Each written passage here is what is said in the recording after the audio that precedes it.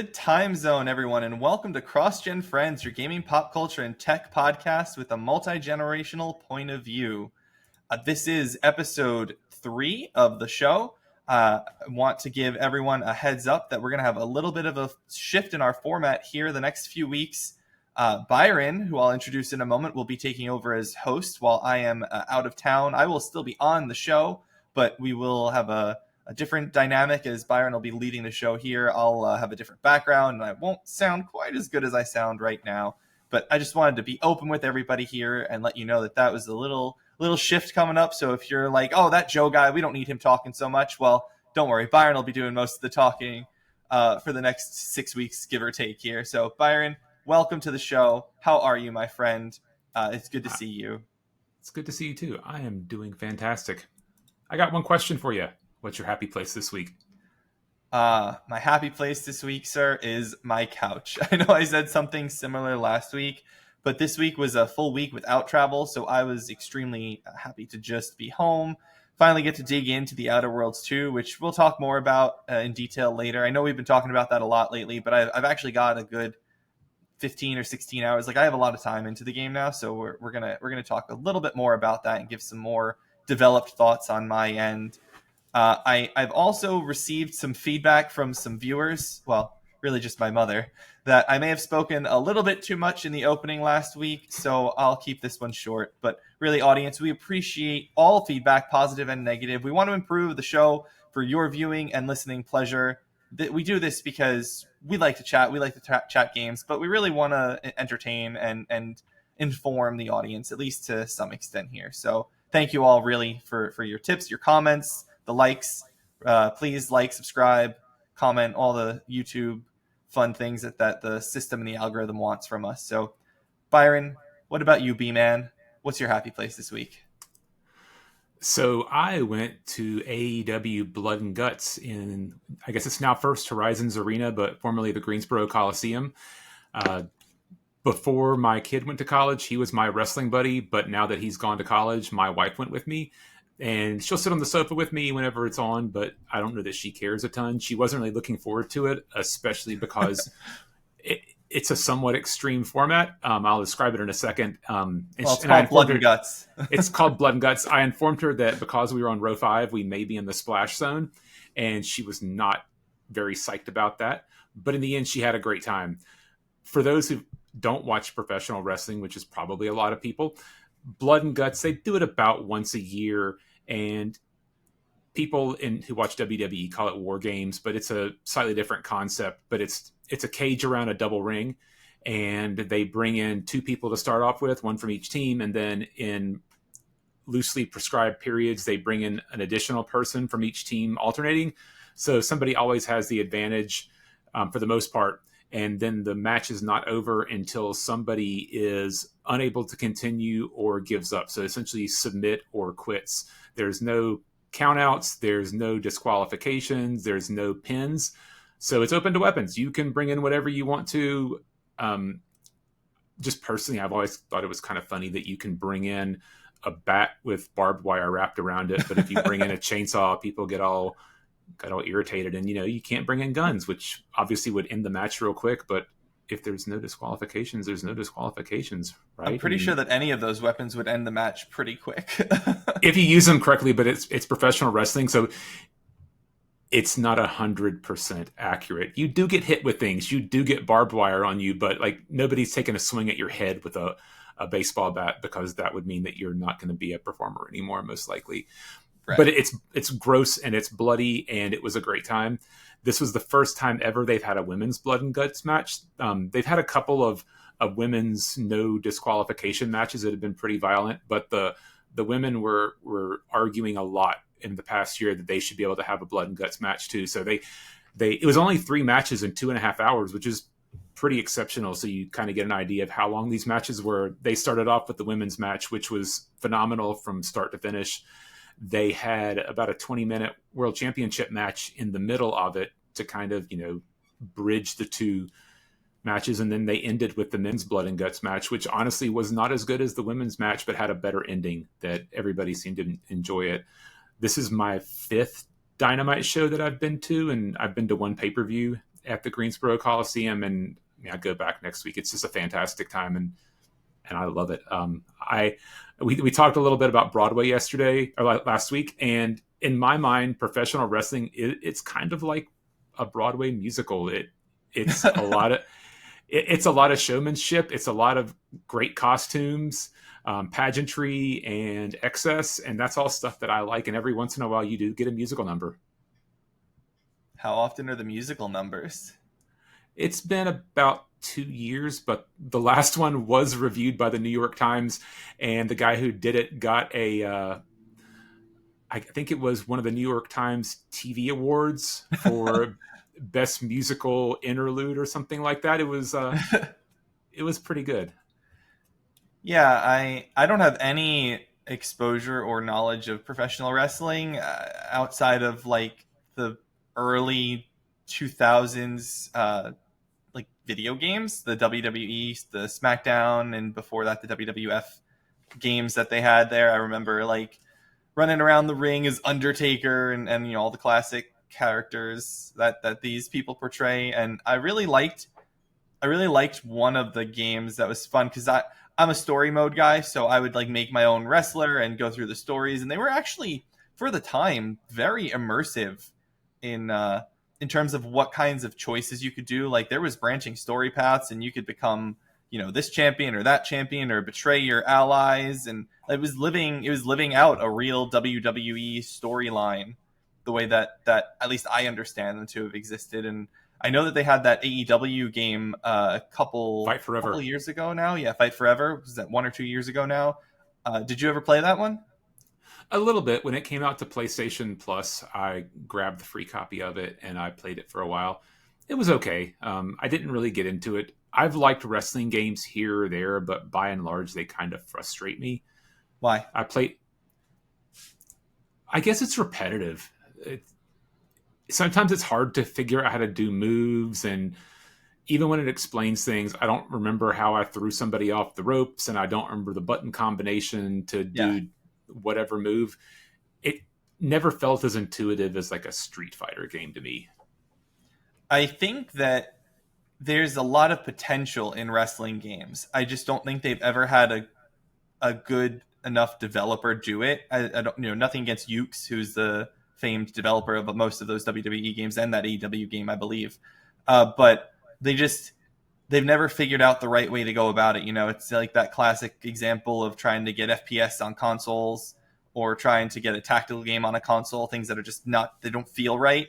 I feel like they've never mastered the wrestling approach, because I remember that they had some cool ideas where you could like damage the head and you damage the hand, and they just never saw it all the way through. There have been people who have been fans of certain games. From what I remember, I can remember 3 games that I played a lot.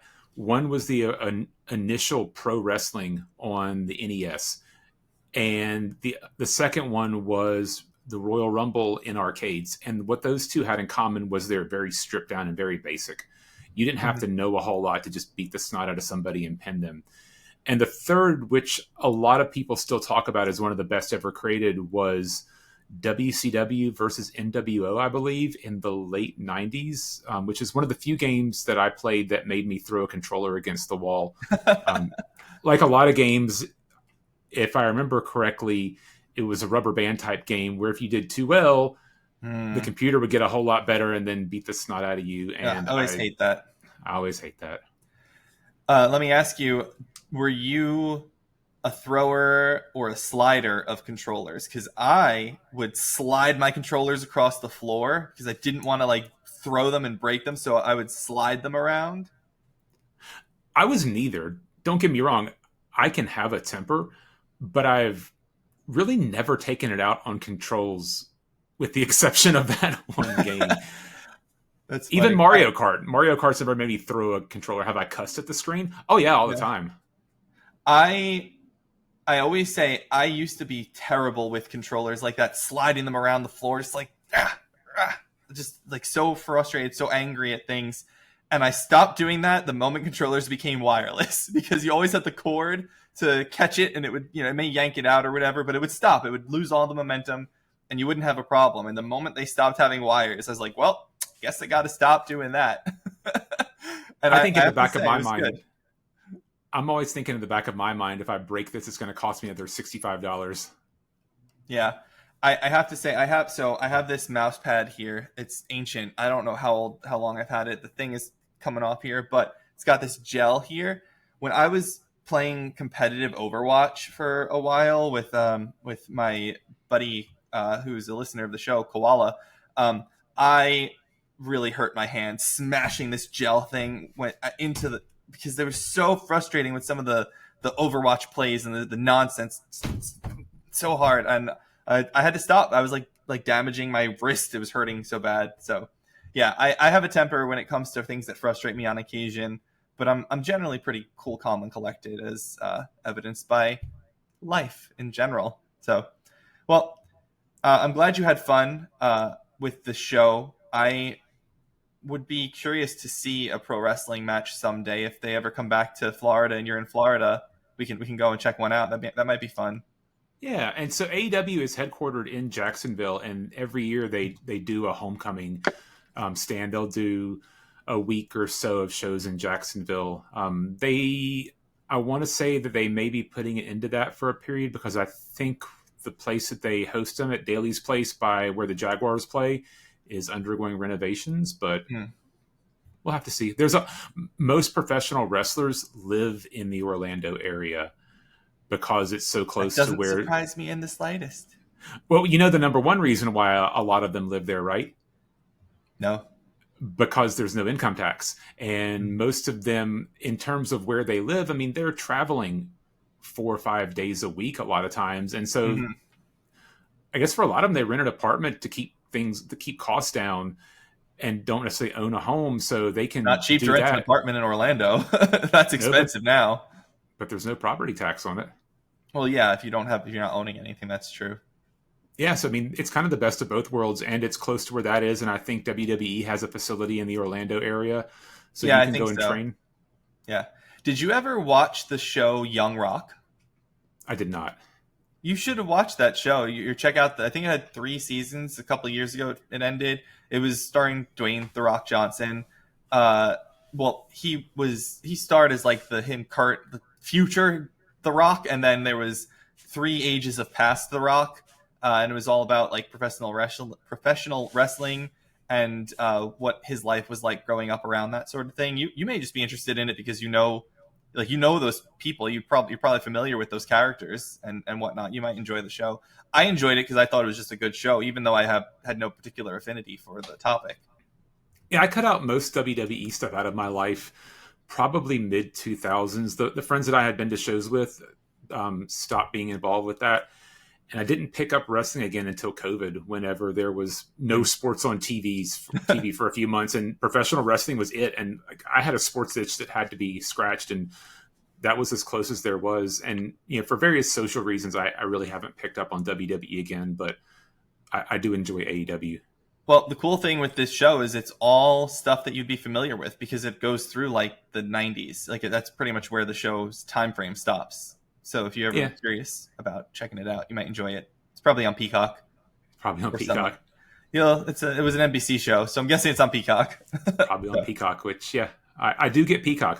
Every time I go to cancel, they offer me a discount, and I just keep going for like $3.99 a month until they want to raise the price, and then I go to cancel again, and then they offer me $3.99 a month for 6 months. And Yeah, I pay $5 or $7, whatever it is a month. I probably should adjust that one, but I have it for Premier League soccer because that's where the matches are. But yeah, I watch it here and there for Premier League and mainly for Tour de France in the summertime. So July. should we talk about Lance Armstrong? I mean, we can, but maybe a topic for another day. Want to move to the news?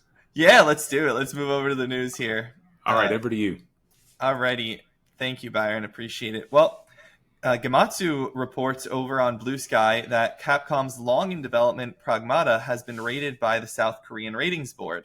The South Korean ratings board has a pretty good track record of rating games relatively close to their launch date, so we should be getting an announcement of the release date in the near future. That would be my guess, at least. Pragmata was first shown off at the PS5 reveal event and then went dark for a couple of years before resurfacing in 2022 with a 2023 release year. and the subsequent indefinite delay in 2023, with a final re-reveal earlier this year at Sony State of Play during the Summer Game Fest season with a 2026 launch window. Byron, what do you think of Pragmata? Do you have any thoughts on this game? Are you interested in it? Any thoughts on it finally potentially getting a release date? I know very little about Pragmata, so I was going to ask you because I'm not up on it, but at least they beat GTA 6 out of the gates. That's not hard to do. So Pragmata is essentially it is this world where I think you're technically on the moon, and you're on the moon, and you are playing as this pair of like a soldier and a little girl robot, like a little AI robot girl, and you're shooting these enemies, but at the same time the robot little girl has to hack the enemies to weaken them for you so that you can kill them easier. I don't know a ton about the story of this game because it was so interesting to me that I really didn't want to find out too much, because it is a fascinating looking setting. I originally was a little off put because I thought it was going to be kind of horror based when they first revealed it, but it turns out it's really not horror at all. It's very much an action puzzle, because you have to, the hacking is kind of like a line puzzle at the same time. It's very unique in its approach here. There were people who were saying that it had a very Mega Man feeling to it, and some people were saying it's a secret Mega Man game. And I really couldn't say. I've never played a Mega Man game, but I believe they've confirmed it is not a Mega Man game, at least in any sort of official capacity. So I'd recommend checking out a trailer for it and seeing what it looks like, because it looks really cool. Whether or not I have time for it when it comes to it, who knows? But it does look fun. It sounds kind of like a cross between Nier and BioShock. It might be. That might be a good description of it.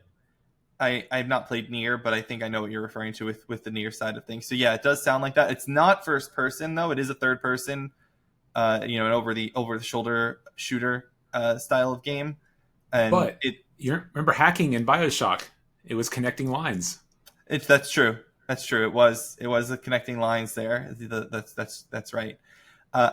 I will say they do have some trailers up, and they had a fair number of previews at Summer Game Fest this year. So if you want to check out some previews, you can do that for sure. I know that there were some Season Gaming, the website that I write for. We have some previews, a preview up from the summer that people seem to really enjoy the game, and check it out. And I think you should check out a trailer at least for it, because you might be interested, Byron.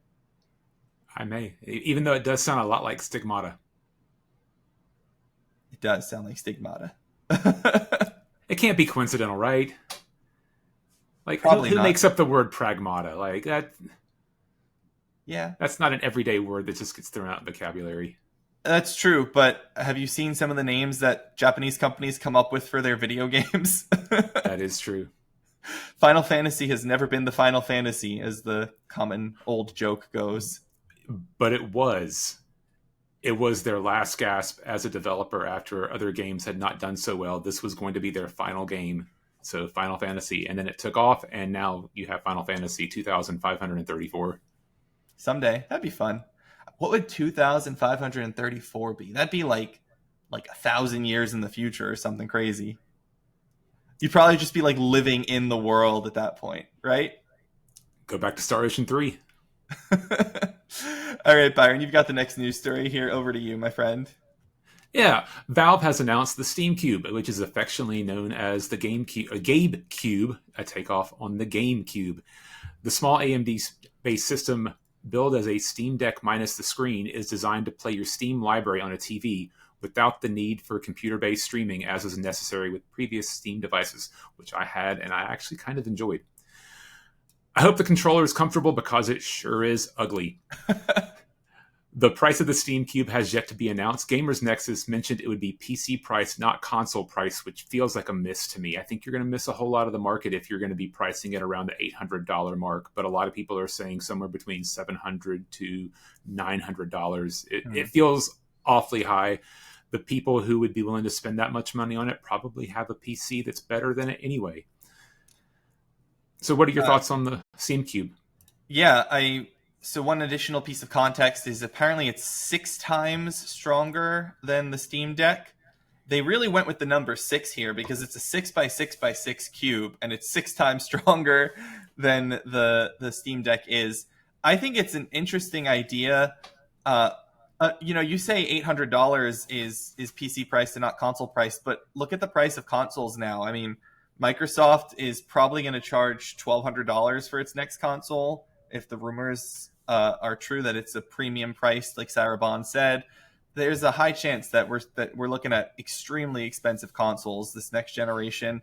And then PlayStation 5 Pro, which I have sitting right over there, was $700, is now $750. So you're not pushing outside the console market too much if you do hit that $800 range. So that maybe, I think of all people, or rather all companies, all entities out there, Valve probably has its finger on the pulse better than pretty much anybody at this point in time as to what people are willing to pay to play. Yes, but I think the target audience is a little bit off because the people who love Valve things usually own PCs already. They're not convincing a lot of people to enter the market.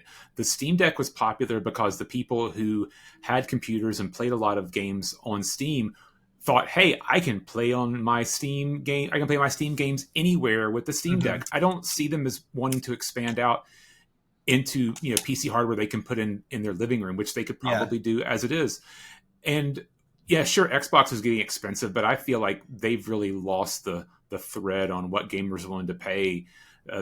Their market share is not where they'd like it to be, and they're increasing prices for some reason, which I think is why they've more embraced the PC market as well. And Sony, the PS5 Pro, sure, it does well enough, but it's an option.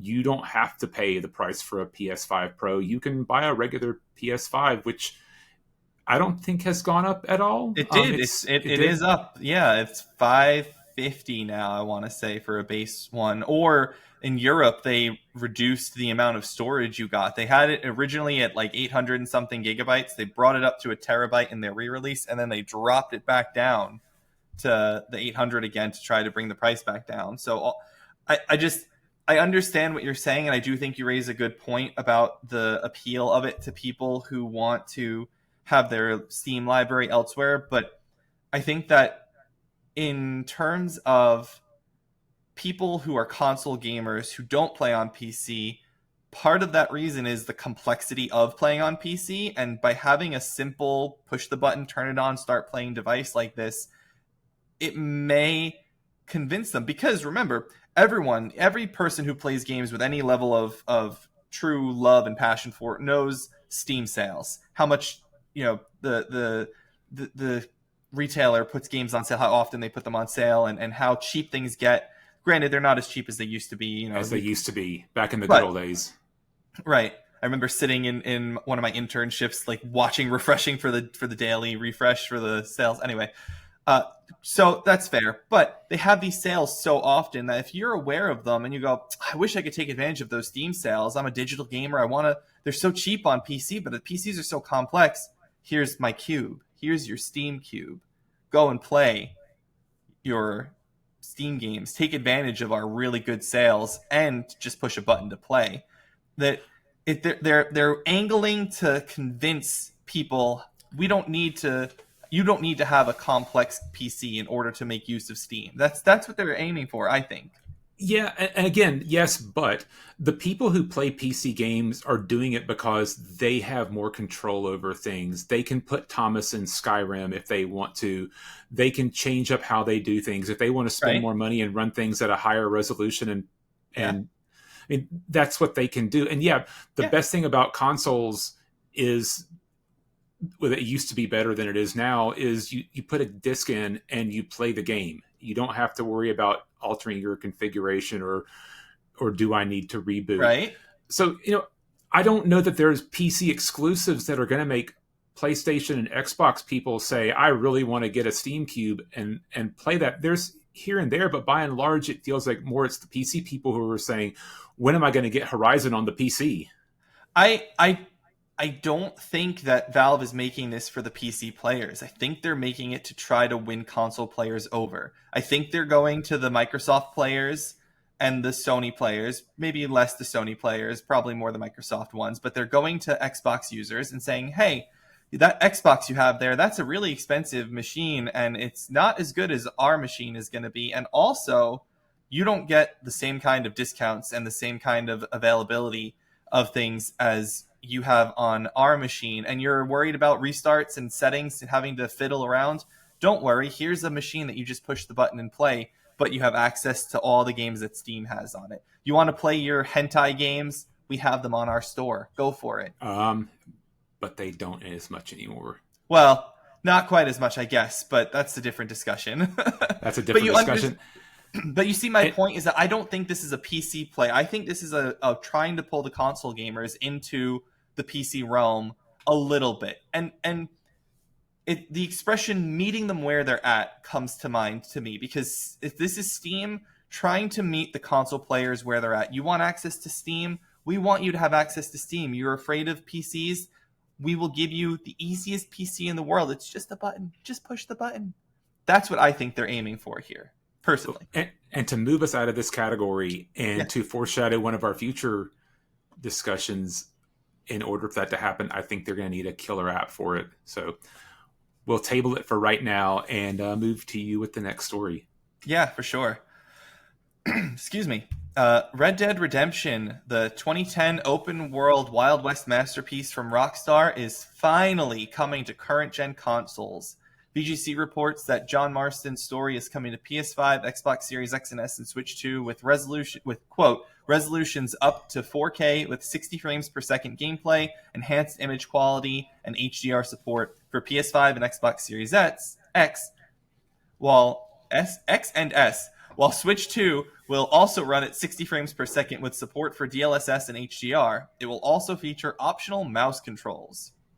Red Dead Redemption was notorious for its hard development cycle and was widely known to be held together on the back end with the technical equivalent of Scotch tape and bubblegum, so there were fears the game would be stuck forever on the 7th gen console generation.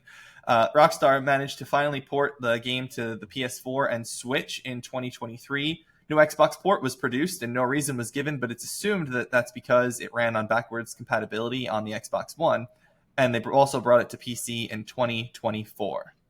Byron, Red Dead Redemption, a true masterpiece, is finally getting a current-gen port. What is your experience with Red Dead? Do you have any experience at all? Any love for this game? I love this game a lot, so I just want to ask you. I'm plus minus on bringing old games over. I like the idea of being able to play them if you want to on your current gen. I would rather them spend their time and money making RDR3 than bringing that one back. I never played the base game, but I did play the zombie expansion, and I really enjoyed that. Well, now you can go and play the base game, because the base game is a true masterpiece of video gaming. I adore Red Dead Redemption and Red Dead Redemption 2.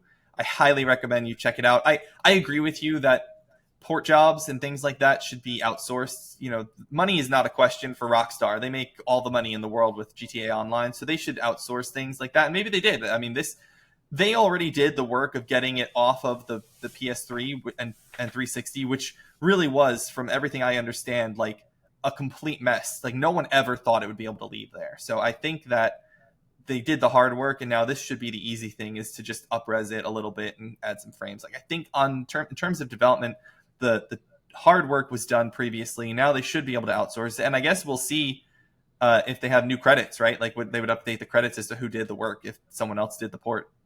But it's a free update for anyone who owns it already on PS4 or Switch digitally, which is really cool, because I bought it a little while back digitally. So that's fun.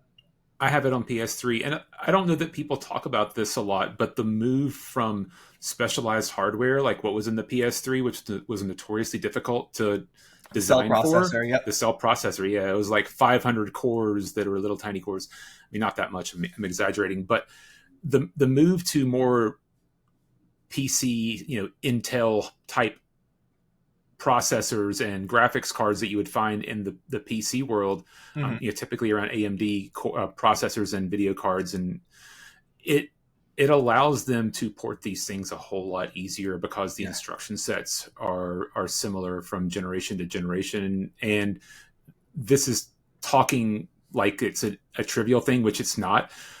But resampling and raising the resolution and putting more textures in that are bigger and better is not the same thing as redesigning a game from the ground up, just making Right. your assets better. So maybe they can do these things, and if they want to do these things and charge $15 to $20 for an update, I may be game for that, or give it free if you own the PS4 version. I think I own the PS3 version, so too bad, so sad.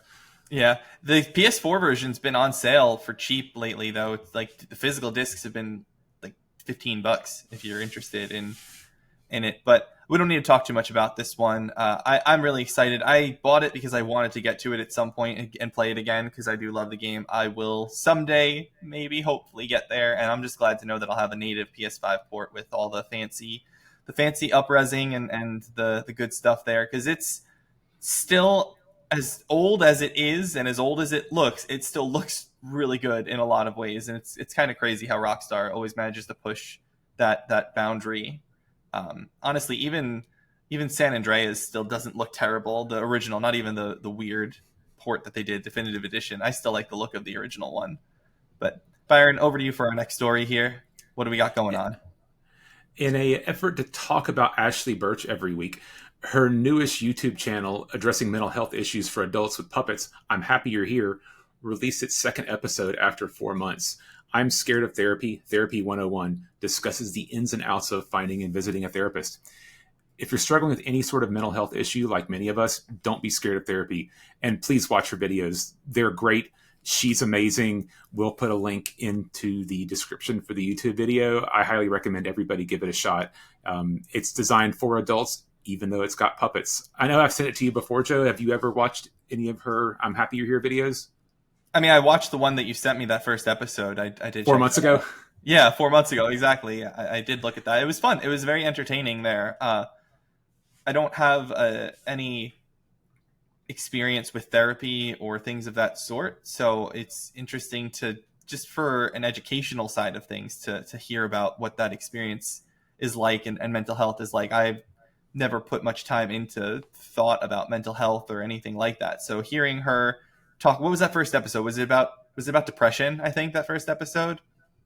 I'd have to go back. It's been 4 months and I've slept since then, so I don't. Maybe I should have rewatched it for the discussion here, but it was very good too. Otherwise, I wouldn't have cared to subscribe. And It was really good. I think it was about depression, if memory serves. It may have been something different, but I'm almost certain it was a depression episode, and it was interesting to hear about, as someone who, I don't, I don't want to sound like I'm bragging on myself or anything, but I don't generally feel as though I suffer from mental health issues in any sort of way. So I like to hear about the perspective of people who do, and learn to help myself empathize and sympathize with the experience of someone who's struggling like that. So this is a good channel for people who are struggling and for people who aren't, because you can learning and and growing. I'll say, when you take out people who do general voice work for movies, TV, cartoons, etc., Ashley Birch is the only video game voice that I know who she is. Really? Really. Okay. Keith David is not a video game voice. He's everything. He's That's all the true. time, everywhere. Yeah, that kind of person. But you have like Jennifer Hale and Nolan North. I've heard her name. Nolan North Baker. is the same thing. He was Batman in the cartoon, right? So like, he's not a video game voice. No, he was not Batman in the cartoon. Who was he? He's done other things. I know of him. He was but Penguin in the Batman video game. Nolan North, Batman is Kevin Conroy. Kevin Conroy. There you go. The rest in peace was Batman. So don't comment on that, people. We corrected it. We got it. I'm bad with names anyway, but I do know Ashley Birch. I like Ashley Birch. I think she's very talented. I don't like Borderlands, so I don't really care about her Tiny Tina character, which I know people love her for. But she is the original Chloe in Life is Strange, and I love Life is Strange. And Life is Strange is fantastic. It is absolutely fantastic. And she is, of course, Aloy in Horizon. Should we talk about some Horizon news, Byron? Go for it. All right. Steel your loins. Sony Interactive has unveiled its long rumored Horizon MMO, officially titled Horizon Steel Frontiers, and developed by South Korean MMO developer NCSoft. A 10-minute debut trailer focused on the open world and the metal monsters the player will face, very similar to the extant Horizon single-player games, as well as some developer interviews. Additional information will come later on. Rumors of this MMO have been floating in the gaming space for some time, primarily due to various LinkedIn posts or leaks referencing NCSoft, PlayStation, and Guerrilla for some time, so this will not come as a surprise to those who followed closely. Still, this is an interesting announcement because the game is slated for mobile and PC, with no mention of plans to bring the PlayStation-owned IP to PlayStation. Byron, I adore Horizon. Anyone who thinks Horizon is not good is wrong. I personally believe that it is the best IP that Sony owns. I think that anyone can reasonably feel that any IP is the best IP that anybody owns. But in my opinion, this is the best IP that Sony owns. It is the most creative. It is the most unique. It has the most interesting world. It has the most gorgeous style. Like, the art style of this is so pretty. The actual world itself is gorgeous, as well as the machines themselves. I think the weakest part of the Horizon world thus far have been the characters, in that I recognize that I remember some of the characters like Aloy and Erend and Varl, and others, Cthulhu. But I also recognize that there are people who think those are the weakest, so I don't disrespect that. I very much understand that people can have different opinions on it. What do you think about Horizon? What do you think about this news? I love Horizon. I just want to talk about this more. So, go. There are things that I disagree with you on. This is not one of them. I love Horizon. Is it the best Sony property? Maybe. Is it my favorite? Probably. I've played every Horizon game that's been out, and I mean, I guess both of them in DLCs. But I've loved the Lego game and the VR game. Okay, I lied. I did not play those. I played every mainline game because honestly, the Lego games are all the same. This Lego game is not the same. It is bad, from what I understand. Okay. I've not played the Lego game yet. I did play the VR game. I have a VR headset. I've just never used it because it just seems like a lot. You have the VR2, the PSVR 2? No, I have an HTC. Yeah, so you got to do the PS5 one. Yeah, good luck. I'm not paying that for it. I literally only bought this headset for this game, I have to say. I've played nothing else on it so far. I need to. I just was in a Twitter interaction with Lord Cognito of the Iron Lords and Last Stand Media because it was his birthday yesterday, and I wished him a happy birthday. And he was like, "Bro, I owe you some Demio games." And I'm like, "It's all right. I understand. We're busy people. Let's pencil it in for next year." Sorry, I didn't mean to cut you off there. There are very few games these days that I will spend the money on to play day one. The Horizon games are on that list. Nice. And what Horizon do you love games, about them? Well, the first one, and I don't think I'm ruining it for anybody. And honestly, if you don't know the story of Horizon Zero Dawn by now, I'm sorry, I'm going to ruin the game for you. The entire storyline was great. And when you find out that the Pharaoh storm isn't because they were machines made of iron, they were because somebody named Pharaoh unleashed them on the world and put horrible programming in them because he was greedy, is an amazing turn. And I loved it. And Aloy is a great character. The games themselves, we've talked about this before, but they were the games that I first remember where the character says to you, "I don't think I can do that right now. You should come back later." And I just realized I didn't waste half an hour of my time trying to do something that I can't do. And it's the first game I remember where they colored things in yellow to know where you could climb things. So I'm not double jumping and trying to get over something that I can't get over. There are frustrating things in it. Some of the collection and farming can be frustrating here and there, but it's such a small part of it. And I like stories that have good characters and good narrative and are matched with very good gameplay. And Horizon isn't perfect, but it's good enough that it makes it approachable and playable and enjoyable while you've got this fantastic storyline. Yeah, I I agree with you. I do like the characters. And I can understand people feeling that they're forgettable because so much of Aloy's journey is spent by herself that I can understand people not really resonating with the side characters quite as much as I do as someone who spent a lot of time and does have the platinums in both games and whatnot. So I do have a stronger affinity for those characters.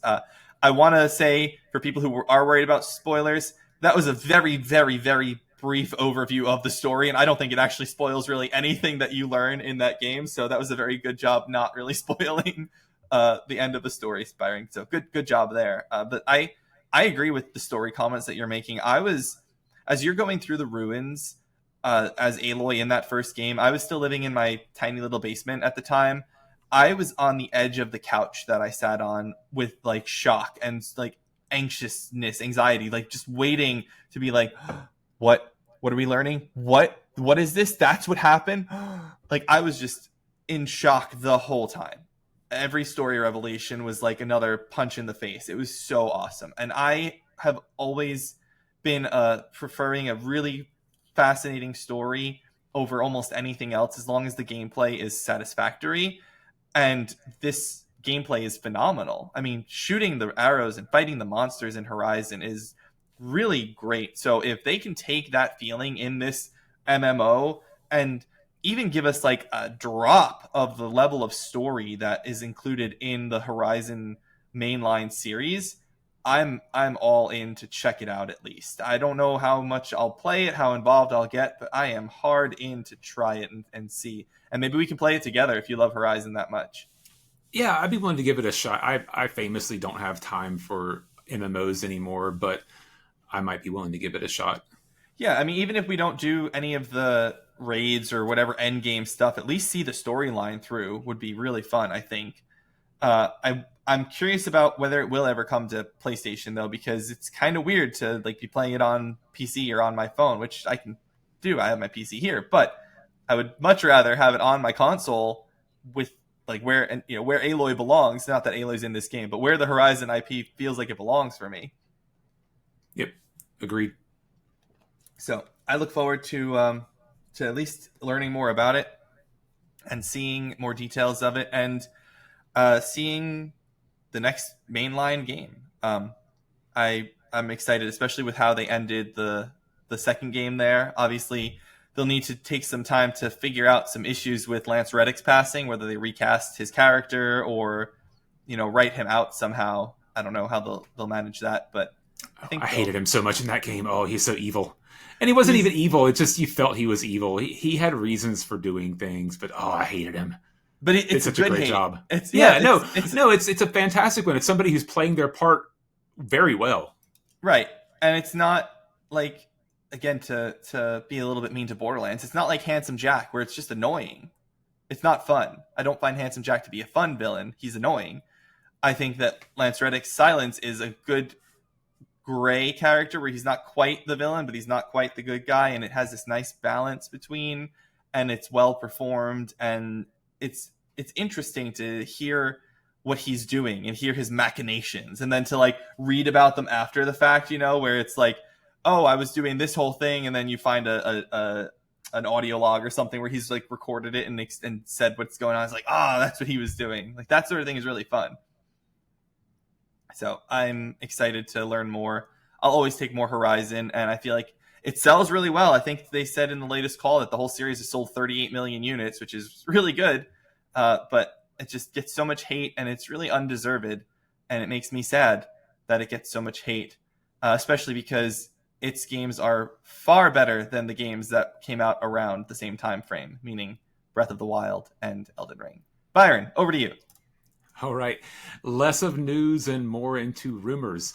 Rumors have started to come out this week of a potential 2025 reveal of Half-Life 3, what I hinted at before as a potential big title for the GameCube. The long-awaited continuation of the Half-Life story. Redditor and streamers, take that for what it's worth, are saying there could be an announcement within 2 weeks. Gabe Follower, who predicted Deadlock, and Tyler McVicker, who predicted Half-Life Alyx, have aligned on the prediction, which is anywhere from this month into the end of 25. It's not substantial, but it's also not nothing. As a longtime Half-Life fan, I'm willing to grab onto any hopes of an extension of the Half-Life universe. If we can't get Half-Life 3 though, can we please get Portal 3? Oh man. Have you played either one of the series? Oh, um, No, they predate me and my ability to like do PC things, and I'm not really great at going back to old games that I already haven't played. I recognize their importance and I respect them, and I would think it'd be really cool to get the game. I think it'd be even cooler if they did like a remaster of the first two. so Half-Life would be tough to get into these days, but the Portal games still hold up. And honestly, if I had to choose between Half-Life or Portal, I might choose Portal. Portal 2 is one of my favorite games of all time. Just the combination of the fantastic puzzles, the great voice work, the storyline and plot. It's just a top tier game from top to bottom.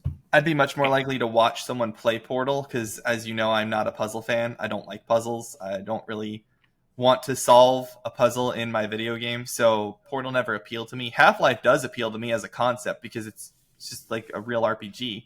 So that would be fun to give a shot to at some point in time. I don't know if they'll actually do it. It'd be really cool if they did it. Did you play the Half-Life Alex? Did you play because it's a VR game? I did not, and honestly, that's why I have a VR headset.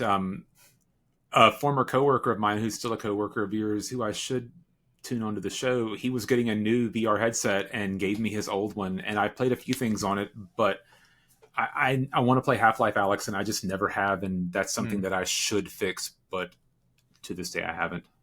Does it start with a Z? It does not. Oh, and I don't know who you're talking about. Okay. You probably don't. All right, well, on to you with the last story. Yeah, last story for the week. In a first of its kind, PlayStation announced and held a State of Play Japan, one of its now traditional live streams of upcoming games, but this time solely focused on Japan and other Asian games and Asian territories. Typically, these shows have been divided along first-party and third-party lines to emphasize if there would be a presence from Sony-owned teams, though even those categories are not consistently used. I'm going to go through a list of all the games that were announced or released or discussed during this show, and we're going to talk about a few of them as we get to them.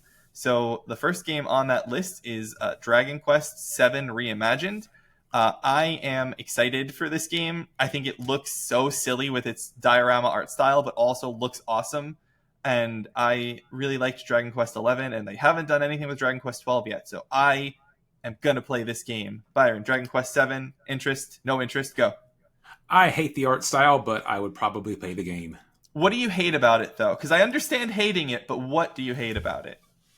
When I look at it, I think it's like a chibi art style, and I'm going to hope I pronounced that correctly. And I'm not been a big fan of that. There was a Final Fantasy game that I played, and I suffered through that entire kind of art style. The one where you collected Final Fantasy monsters like Pokemon. And I played through it even though I hated the art. So I'm just not a fan. I'm okay with even the anime style graphics or the cartoon style graphics that the last couple Dragon Quest games have had. I don't love this one, but I'll probably still play it. See, I don't call this chibi because chibi means they're like overly small, they're overly cutesy, they have giant heads. And but they usually have like dots for eyes. Like that's usually the chibi. Like that's my sign, like pop figures. Like that looks chibi to me. This is just they're literally calling it diorama style because it is they like made all these models in an actual diorama and then they like scanned them and that's how they're doing it. So that's how I think it looks weird, but kind of cool at the same time. But we'll see. We'll see how it plays and everything. It comes out in February, so we still have a couple months of time. And also February is going to be crazy busy because Yakuza Kiwami 3 comes out that month. So next up, Inkonbini, One Store, Many Stories.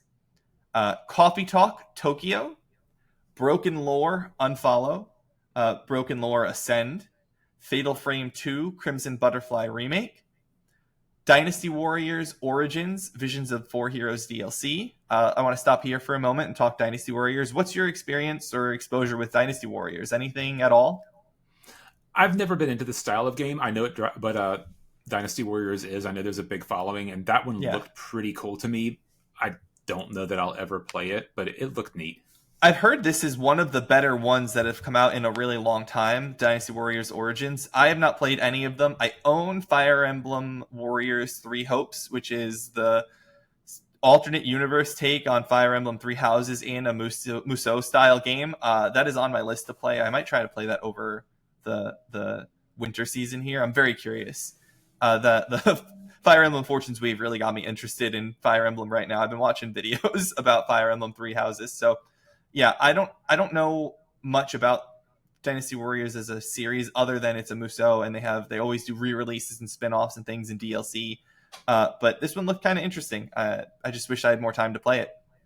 Next up, Gran Turismo 7 Power Pack DLC, Motion Wreck, Wandering Sword, No Sleep for Kanamedate, from AI the Somnia Files, Tokyo Extreme Racer, Once Upon a Katamari, 2 DLC packs, Pac-Man World 2 Repack, Sonic the Hedgehog DLC for it. I'll stop you right there. I did not know that there was a Pac-Man World 2, let alone a Sonic DLC for it. I might give that a shot. I have great memories of playing Pac-Man World when it was an arcade game. And this is repack of the second game, so it's like a up-res and a re-release of it. It's not that hard to animate anyway. He's a yellow circle. All right, continue on. Digimon Story Time Stranger Episode 1 Pack DLC. I really, really, really, really want to play this game. I am absolutely going to play this game. I'm not going to let myself not play this game. I just have to find the time for it. I will prioritize playing this game, I will say. I don't know about the DLC or anything for it, but this game looks so good. I'm so excited to eventually get there. I would have been playing it if a couple of things and timing got a little screwed up with some shipping problems that I had. So I will play this game at some point. Next up is Super Robot Wars Y Contract from the Darkness DLC. Monster Hunter Wilds Title Update 4. This will be the last one we chit-chat a little bit about. But you and I both played Monster Hunter Wilds. I fell off hard. What about you? Same. I didn't have the same problems people did, but Monster Hunter I enjoy for a while, and then it feels like you're doing the same things you had been doing, and I think, I'd rather play something else now.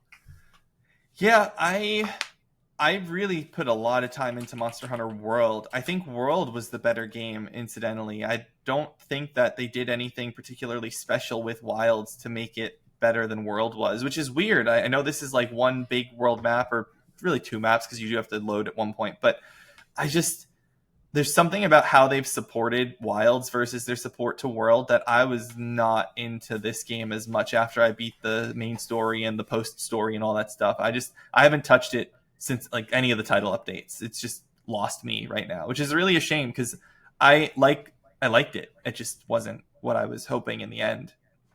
I know we talked about playing together a little bit, but we never even did that, did we? I think we both fell off. Yeah. Maybe we'll try it someday. I mean, they're free updates to the title, right? I don't have to invest any more money in it. Yeah. But I haven't seen one that looks enough to pull me in. That's the problem. None of them have been like, oh yeah, I want to jump into the title update 3 or 4. Like none of them have been that appealing to me. And there's just so much else to play. So a quick little aside before we continue on. Sometimes you have to give things a second chance. I'll tell you that I hated Horizon when I first played it. I don't know why. I can't remember why. I started playing it and I put it down in the prologue and I stopped playing it when you were little, Aloy. And a few months later I picked it up again and I thought, you moron, why did you ever put this game down? And here we are. Fair enough. It's like me in the movie Stranger Than Fiction with Will Ferrell. Couldn't stand it the first time I saw it, but then I watched it again and I was like, this is actually really good. I don't know if you've ever seen that movie. I have not.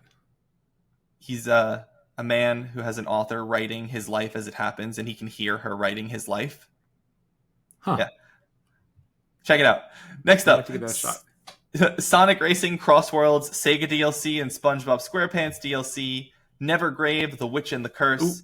Ooh, this one. So have you ever played Bloodstained? No. Ritual of the Night? No, but I know it's Castlevania, basically. It's a Metroidvania where you get your... There's a Castlevania game that's like it where you get powers by taking monster souls. Oh, okay. And I enjoyed the heck out of that game, and this one gives me. It doesn't look as good as Bloodstained did, but it gives me the same kind of vibes. And I see. depending on the price point, because like I would have Yeah. issues paying $60 for this game, but at like $30, I'd probably give it a shot. Yeah, I mean, Bloodstained is Iga, right? It's Koji Igarashi, so like that would make sense that you would love it because Yeah, he made Metroid, like yeah. Castlevania rather. He is the He's a Castlevania former guy. Castlevania creator, yeah, and then Yeah, he moved so on and did this. Yeah, I like that a yeah, lot. cool.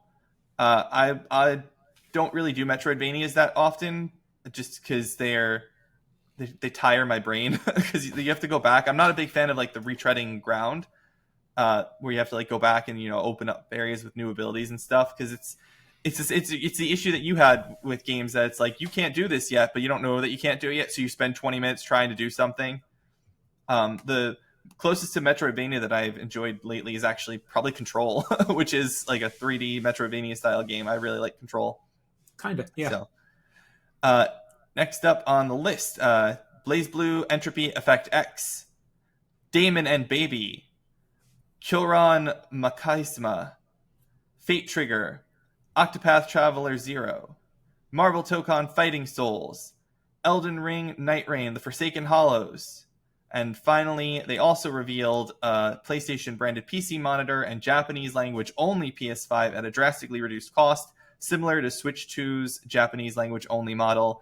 I pulled this list from Video Games Chronicle. Anyone can pull it from there as well. They just had all the stuff there. Actually, what I did is I fed the list into an AI and had them just put it into a commas list because they had a whole bunch of extra information about each game that I didn't want to stuff in the document. I just wanted the list. So if you say, take this list and make it into make it into commas with extra information removed, the AI will just suck it all out and pop it out for you.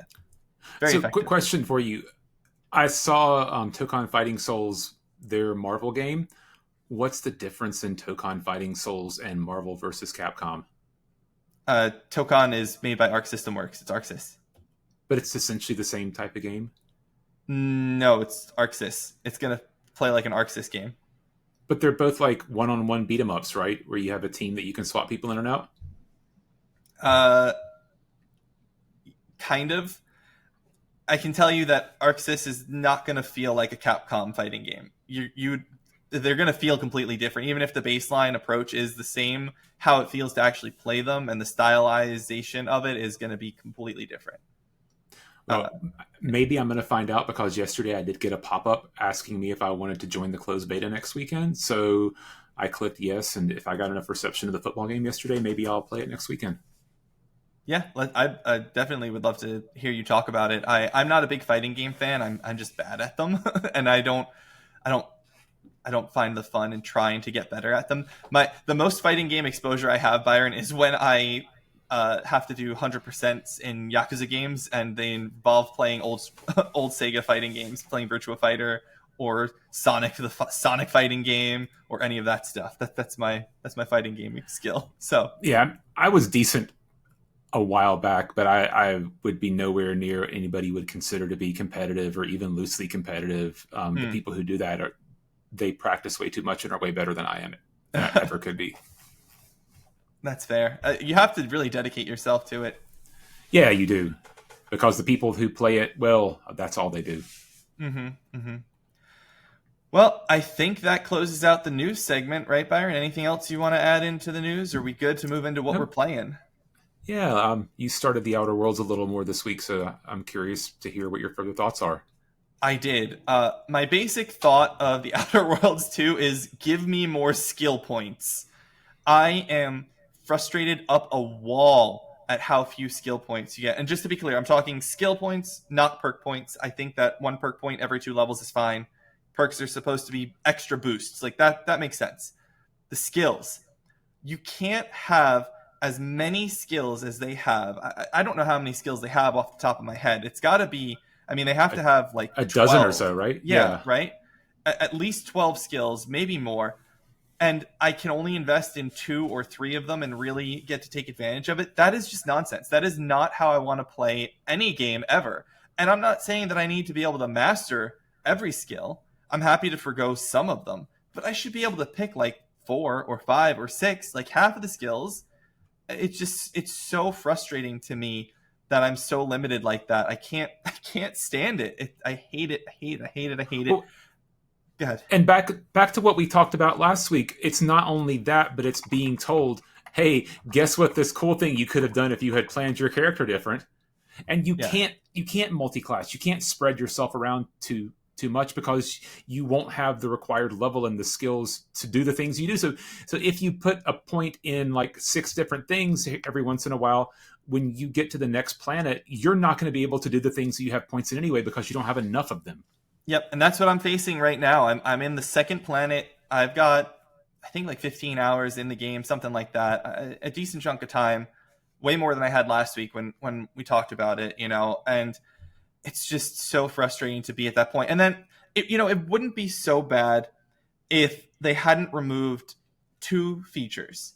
They removed the companion contribution to skill checks, which I don't understand. I don't think we talked about that last week. Maybe we mentioned it, but Nope. but it's so annoying to not, like, you're right there. Niles is right behind me and he's an engineer. He should be able to whisper in my ear 2 engineering points to give me that little boost. Just that little boost. He doesn't have to give me the whole thing. He doesn't have to do the check for me, but just that little bit of help.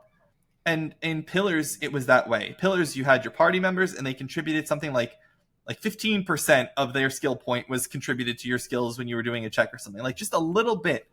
And I missed that. That's such a good idea. And it was that way in Outer Worlds 1 too, which is why it's so frustrating in Outer Worlds 2 that it's not there. And the then easiest way to describe it. So the easiest way to describe that is let Shadowheart cast Bless on me. Yes, exactly. That's exactly right. That is completely right.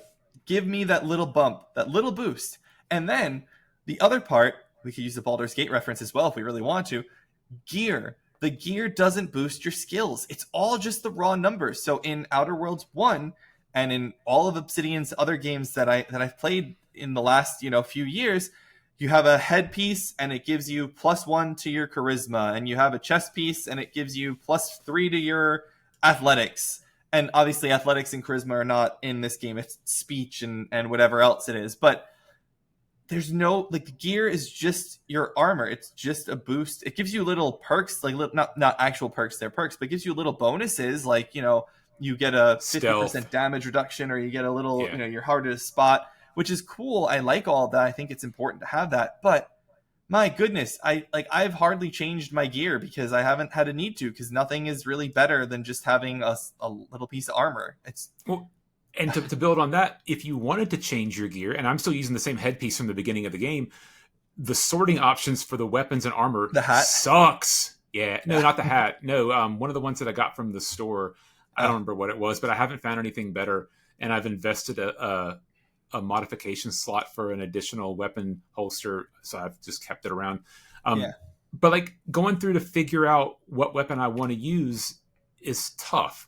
I want to sort them by ones that I have ammo for. Can you give me a chance to sort by long rounds? No, that's not there. So you have to hover over things to see what you can still use. You sort it by damage, sort it by weapons type. All that you get The no is weapon type sort is by ridiculous. S. Like, I don't know what S is. Like, you press S and it sorts. I don't know what you're doing. It sorts by value and by name. Those are the 2 things that you can flip between.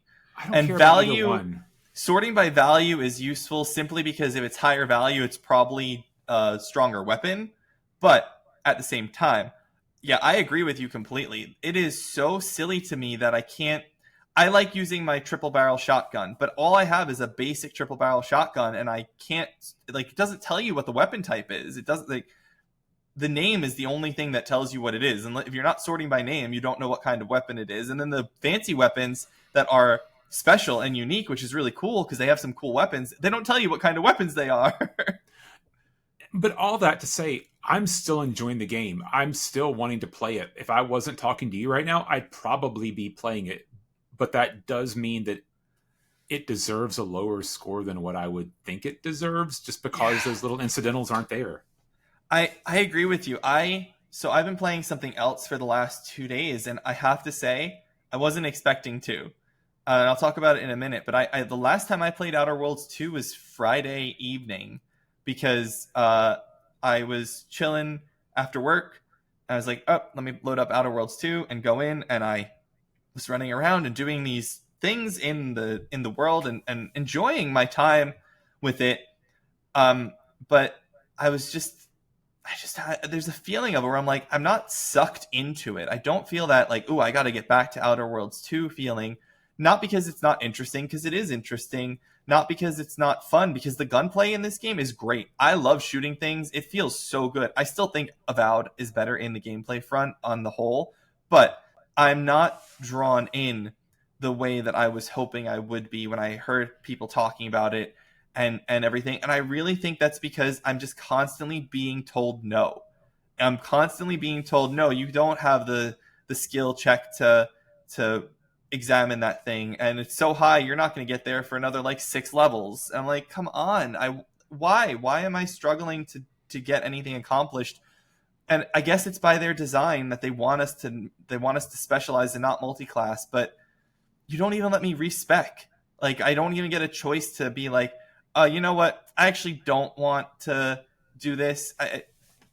I understand some people find it to be immersive in that way, and that they're like, oh, once you pick, you're really committed. But I'm But when sorry. you have that design, but when you have that design where you have to do it a certain way or you're gonna have a bad time, let us respec. I'm a 32-year-old attorney with a fiance. I don't have the time to just start up another run of this game and play it a different way. I'm going to try and see everything I can in this one run. And a lot of times, Byron, that leads to me reloading and save scumming. I save scum constantly to see what different outcomes are for things, simply because I don't have the time or the plans to play it a second time. I don't want to play it a second time. I want to get the full experience here. And I feel like I'm being gimped a lot of the time. And that's okay.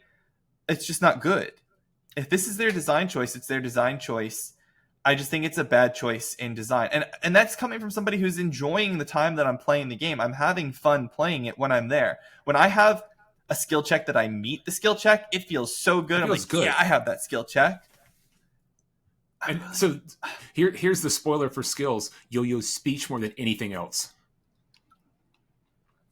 Speech and seemingly engineering. There's a lot of engineering. Comes up a lot.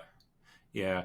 And to reiterate what you said, and I guess I'm at a place where I feel comfortable giving a score, I'd probably rate it like a 7.5 to an 8. And that's because I'm enjoying playing it. I don't care about the plot. I don't care if Auntie's choice or if the Order wins. I'm not attracted to either one of them, and they've done nothing to really get me to invest in it. It's just fun to play and go around and shoot things, and they did a very good job with the engine and the gameplay of it, and I like it better than Avowed. Huge increase. Okay, but it's 6 and 1/2 dozen in the other to me, honestly. But I enjoyed it, but it's lacking those other things to get it to a better score. Yeah. Considering this is one of their higher end properties, I would have loved to have seen them invest more and make me care about the characters more than I do. Interesting. I only just got the third companion, so I still have a lot to do and a lot of people to meet. So I can't speak that much, and I'm not ready to put a score on it yet. I reviewed and scored Avowed. I gave Avowed an 8.5. I don't really regret that score. I recognize it has some flaws because it is like a diorama. It's like a stage play. There's not a lot of interaction there, but I really love that world, and I think they did an amazing representation of the world of Avowed, the Aora world in Avowed. So I think that's a valid score. I do not feel like this is hitting that 8.5 level for me yet, and that's a shame. It could end up higher. I don't think it's going to hit an 8.5 for me at this rate. The way it's structured, it could end up at that 8 range. I don't know. It could end up in a 7. We'll see. For me, it will depend on the story and how all that goes. Because you say you're enjoying the playing of it. I'm enjoying the playing of it too. But a huge part of the playing is the skill checks. It is the interaction with the world, and I'm being cut off from so much interaction because of these design choices that it's not fun in that way. When I get up to a new scenario, like normally in an RPG, I love talking to people. I walk up to them and I'm like, yeah, let's have this conversation and find all this stuff out. And then I'll walk up to a character in this game and I'll be like, Spacebar, spacebar, spacebar, spacebar, spacebar. I'm skipping through, and I've skipped through so much that it offered me a flaw I got because it that flaw said that you too. were skipping through, and it's like maybe that should be a reflection on your design choices because I don't typically skip through everything. I am a fast reader, and I have skipped ahead whenever the voices are going too slow for me. Yeah. But this one is because I don't care. I got that flaw too. I use that flaw because it's a 15% bonus to experience, which is really important for someone who wants to level up quicker. So I can Yeah, get more but skill points. I'm at 25 now, and I know that I'm going to hit 30 before I finish the game, and Oh, you yeah. know, then you're dead end. Yeah. Hope you put the But points in the right place. yeah, but that's my concern with it is that I want to talk to these people, but I know that I'm going to get to a point where I have a skill check come up and I'm just not going to be able to meet the skill check, and it's going to sit right there and tell me you don't meet that skill check, or almost worse, information missing. You don't have this piece of information, so now you're telling me I didn't explore enough. That feels great. Thank you so much for that. I can't cancel the conversation and go find Nope. that and come back for the most parts. There are some you can, but I save the game before I talk to almost anybody for the first time because of that. It's it's ridiculous. So yeah, I like this game, but I have major problems with it that I did not have with Avowed, and I definitely don't have with Pillars because I love Pillars. So well, I'm going to finish it probably this week, but the likelihood of me going back to it is very low. Yeah, I'll go back for DLC probably at some point because I bought the premium edition, so I already own it. But yeah, I'm Go sad. ahead. I was just saying I'm sad. Well, if you haven't played that since Friday, what have you been playing? Yeah, so what I have been playing is well, let me a little background on how I got here. I had not really heard of this game for ever. Like I'd never really heard of it until pretty recently. Saw some advertisements for it, watched a few trailers for it, thought that looks like it might be kind of interesting to check out. And then I tried to download it Friday morning to get it ready to play, and then it was like, oh, it's not out until 5 p.m. And I'm like, well, okay, I guess I'll wait until 5 p.m. And then 5 p.m. I had, I guess, forgotten about it and was starting Outer Worlds after work was over, and decided to play Outer Worlds 2. And then Jing was on call, so I had to go and pick her up from her call shift, and ended up waiting for her for an hour and a half in the car because she's terrible at estimating how long things are going to take. So anyway, picked her up, and then I came back, and I didn't really want to get into Outer Worlds again because it was late, and I was like, you know what? Let me try that other game because now it's available, and the game is called Where Winds Meet. Where Winds Meet is a newly released free-to-play open-world wuxia game from NetEase. It's very janky. It has bad voice acting. The characters kind of look like dolls, but something is still drawing me into play. It's strangely fun, and I'm not really entirely sure why. It has way too many menus. It has way too much going on at any one time. And there's also, I say not a lot in my notes, but I'm going to go with no. There is absolutely no context to what's going on in this world to ease the onboarding of Westerners. There's a lot of terms and things that they don't provide us context for.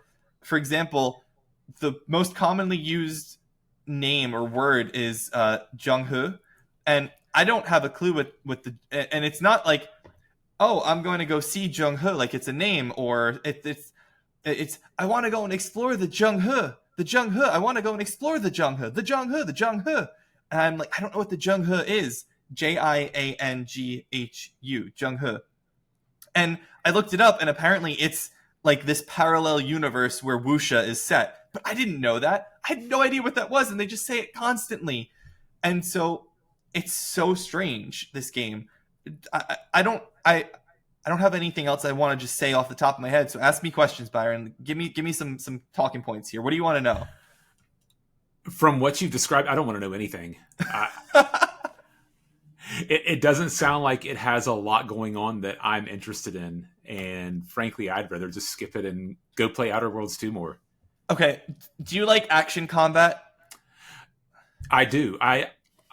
My favorite game, well, that's not fair. I used to say that I love turn-based role-playing games. I like them more than I like action role-playing games, but I still like action role-playing games, if that's what you're getting at. Okay, so this is an action game. Essentially, You start off the game and they give you a sword, and that's what you have. And early on in the game, you have to pick between uh oh sorry, they give you a sword and a spear. And then early on in the game, you have to pick between a fan that heals and two other things. And then those are your martial arts styles. If you do you know what wuxia is? Are you familiar with that? I am not. Wuxia is Chinese martial arts.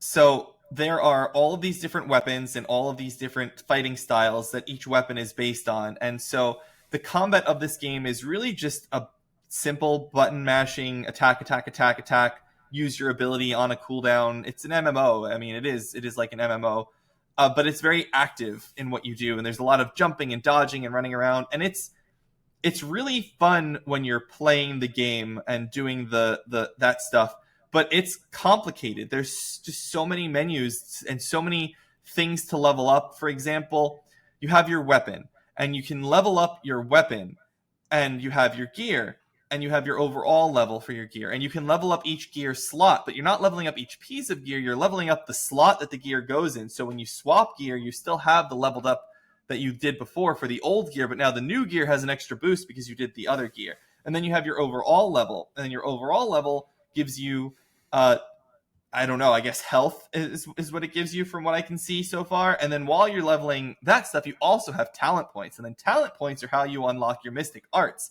And your mystic arts are these completely other set of abilities that let you do things like swirl people around and throw them, or stun them with chi blocking like an avatar. Like, I there's hope you're so enjoying that. much going on. I'm enjoying it because I'm also still trying to figure it out. I've got about 6 hours in the game, 6 or 7 hours in the game so far over the last, playing it Friday night and playing it yesterday. Um, I I like the game. I'm just not entirely sure what's happening all the time. And then when you get to the voice acting and the bugs and the jank, it's crashed on me twice, which wasn't so bad. It's an online only game, so it, like, you crash, you just load right back up, literally where you were standing. Like, you don't lose anything that way. Uh, and it's the voices are so terrible, and the dialogue doesn't match the voices sometimes. Like, what they're saying doesn't match what's written on the subtitles on the bottom at all. There's like cut voice lines and overlapping voice lines. The characters kind of look like a doll most of the time. They're clearly designed to be like very pretty characters, like they're pretty dolls. And it's got an incredibly in-depth character creator. So if you like character creating, you'll have fun with that. You can do all sorts of crazy stuff. But I it's free. If anything that I've said sounds like it might interest you in the slightest, I would say go download it for free and give it a shot. Byron, I'll give you one guess as to how big you think the game file is, though. 5 gig. 110. Hmm. Yeah, I don't think I have enough space for that one. It's enormous. And the craziest thing about it is that I've been choosing to play this over Outer Worlds 2. And I don't entirely understand why, other than the fact that it's just, I don't have the stress that Outer Worlds has been giving me of I'm going to have to save the game and load it over and over again, and miss dialogue choices. And I feel this extra layer of stress playing Outer Worlds 2 that I don't feel playing this game, which is a shame because I like that stress in games, but usually that stress in a game, I can overcome it because I know that I have a way around it, or I have a way to solve the same issue that will, whether it's a respec or wait a minute and I'll get enough, I'll level up and I'll change things, and I'll be able to go into it. And I don't have that opportunity in Outer Worlds 2. So going into this simple, straightforward, like, there's no dialogue choices in where winds meet. There's no, complex. I shouldn't say complex. There's no talent system that you're gonna like lose out on. Like, you get one talent point, you put it in, you level up again, talent point, put it. Like, it's very straightforward in all of that. It does seem like they're gating the leveling, because when I was there, I got to level 30 and I can't level up any higher because I don't have world level 4, but solo world level 4, they were like, it unlocks in a day or something. So I guess they're trying to slow down your progress on leveling, but you can do the whole story. Like nothing was stopping me from moving the story along.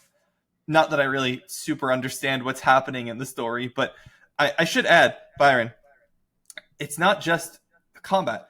There's professions. You can be a healer and an herbalist and a trader, and like it's just a smattering of things that you can do in this game. It's really trying to be like do everything kind of game. It's just done all jangly.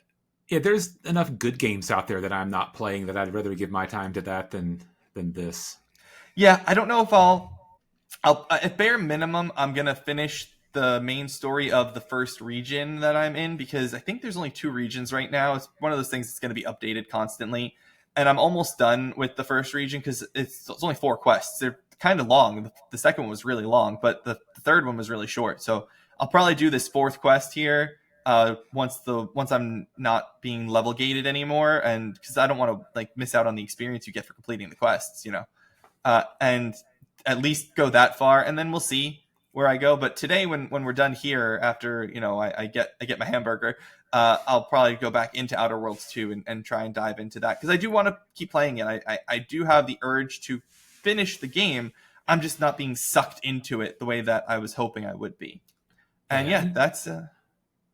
Yeah, go ahead. Yeah, so I started playing Void Train this week because I was looking for something to pick up after Outer Worlds was finished, and I didn't get very far in it, mainly because I had a busy week.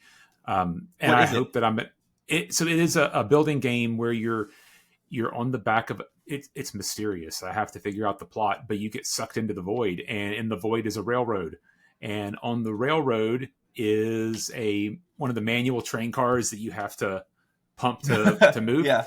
And you're tethered to the train car, and you have to swim out into the void. It's essentially like swimmable nothing, and collect not equipment, but building materials, so iron and wood and whatever else, to build up things on your train car to continue on the path. And I got about an hour and a half into it. It's cute. I would like to play more. My problem is I'm going to have trouble spending a whole lot of time on anything until I finish Outer Worlds 2. So this week should be a less busy week than last week. And maybe I'll get Outer Worlds finished pretty quickly and get into Void Train. It's on Xbox Game Pass, and it seems cute, it seems creative, and I'm looking forward to playing it. One last thing I want to say on Where Winds Meet. There's also a construction system. You can just like build a settlement. Yeah, you can stop selling it. Somehow. I'm not going to play. I'm not trying to sell you. I'm literally like, you said, oh, it's a construction thing. Where Winds Meet has construction too. It's ridiculous. But your Void Train topic there, that's a good segment into the wild card topic of the week, wouldn't you say? It is, yeah. Let's talk. Go for it. All right, Byron. Well, I've got the wild card topic for us this week, so let's talk about entertainment while traveling. I've traveled a whole heck of a lot this last month, between California, where we got engaged, and then to Virginia a couple times for various things. I've got a bit more to go before the end of the year, so I wanted to talk about on-the-go entertainment. How do you pass the time when you are on a plane or not driving in the car? Do you do anything at all?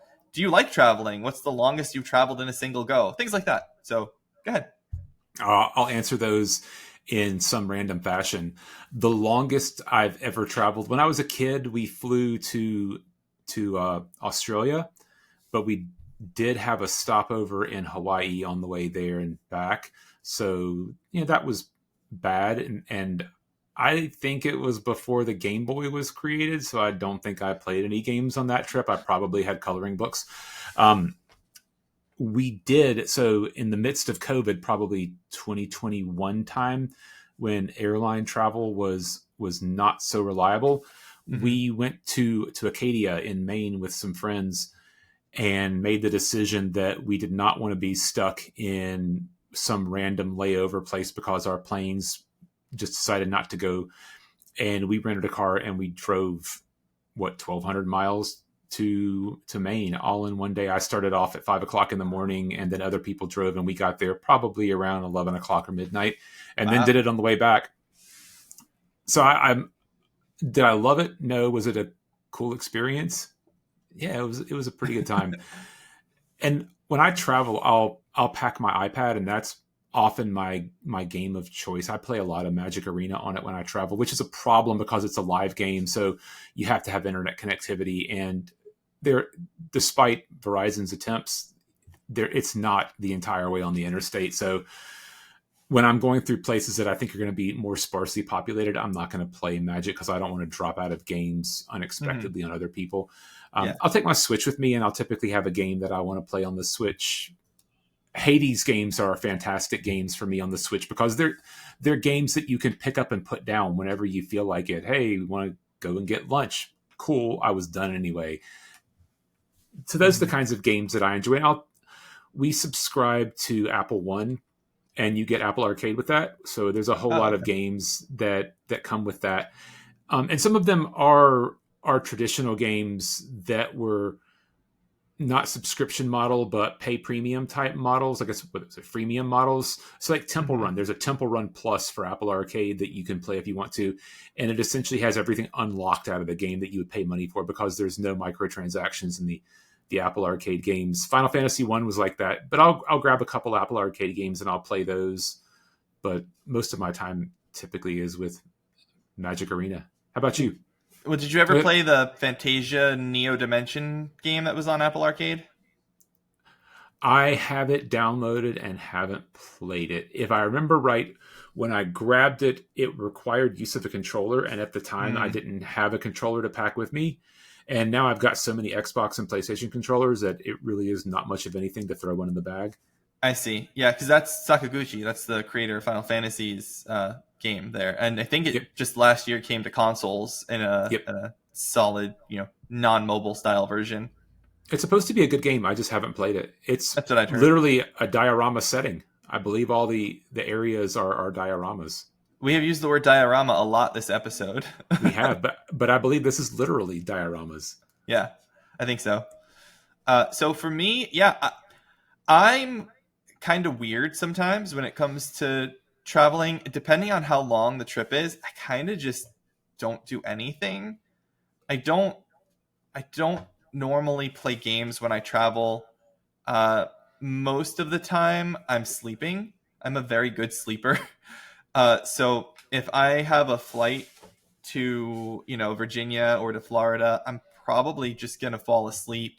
I always put my earbuds in because I at least have a podcast on for a little bit, or I have music playing, but I actually have one single song that is my sleeping while traveling song. I only really listen to it while I'm sleeping while traveling, and I listen to it all the time while sleeping when traveling, and it's called As You Like, and it is a song from Yakuza 0.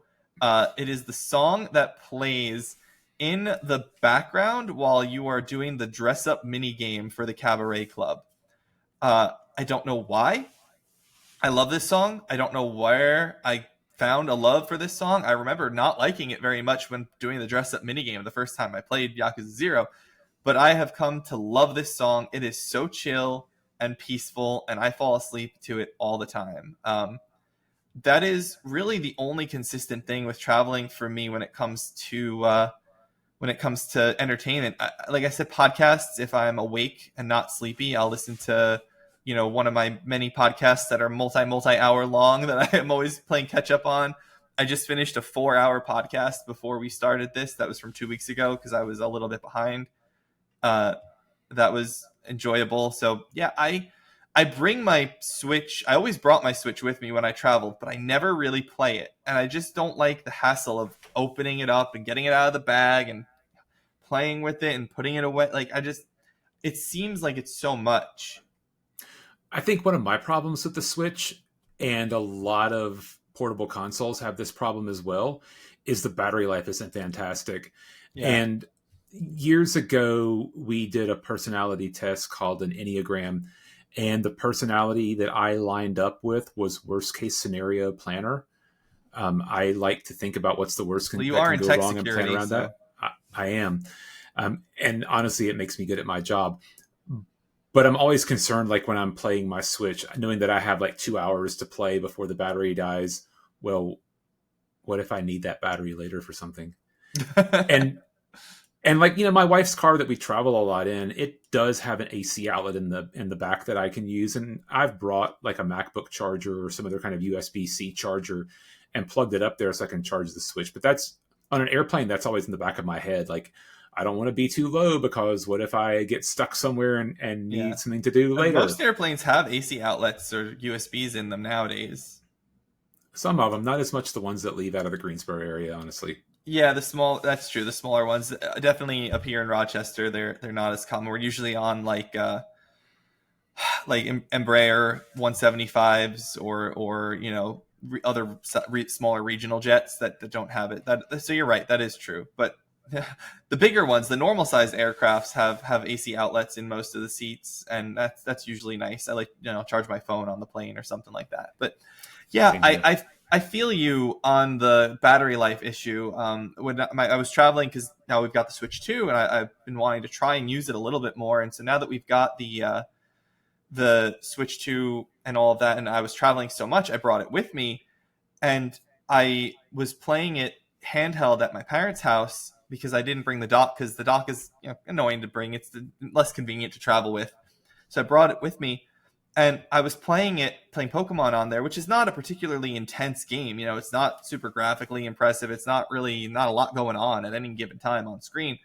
And all of a sudden I looked after like an hour and a half, and I was down to like 48% or something like that. And I have it set so it caps at 90 or between 80 and 90, so it doesn't kill the battery too much. But even still, it's not a great battery life. And I would plug it in and play at the same time, but it's just it's weird. We need to work on battery tech. This is ostensibly also a tech podcast for us. So what do you think about battery tech? Should we have some new batteries coming out anytime soon on the tech front? Are we working on anything that you know of? I mean, I'm not an electrical engineer, so my knowledge of batteries is passing. But the thing that's keeping us from electric cars being more accepted is the battery tech, and they're always looking to make advances in batteries.